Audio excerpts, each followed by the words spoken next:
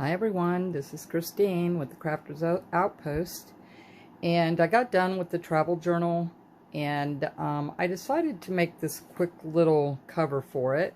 It's very easy, and it really does help protect your books and gives it an extra little, I don't know, encouragement to want to buy it because this is beautiful. And so I just used some, regular soy silk, whatever this stuff is. And it was coffee dyed. And I just wrapped it around. And so what I did is I took the same material from the book. And I actually just had sewn it onto the back of this dish dry, one of those dish dryers mats, dish mat. There you go. I got it. Okay.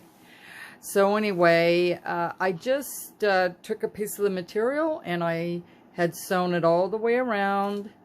And then I'm not going to do anything with the inside because to me it looks fine. But I just cut with my decorative scissors, and I did a zigzag design. So I thought it turned out awesome. I will have to say so myself. And so you just place the book in like that and close it up, and then just it's very easy. I mean, you don't really have to do anything. I mean, even if you don't have a sewing machine, you could always just glue it, I guess. But I like sewing, so and then just tie something around the outside. I was going to put these on, but I didn't like the white showing on the other side, so I thought this was just as good of an idea. And just something, to protect it. Now, probably what I'm going to do real fast is I'm probably going to do something right here and put an ink pen in here, or a pencil, or some type of way of writing in the journal. I will probably do that off camera, but anyway, I did it on my last one.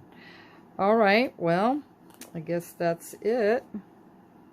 I hope it gives you some ideas. It didn't take me that long to make it, and I just think it gives it a more desirable look. So, there you have it. Alright guys, thanks for watching. Please don't forget to subscribe and share if you appreciate my content. Thank you so much.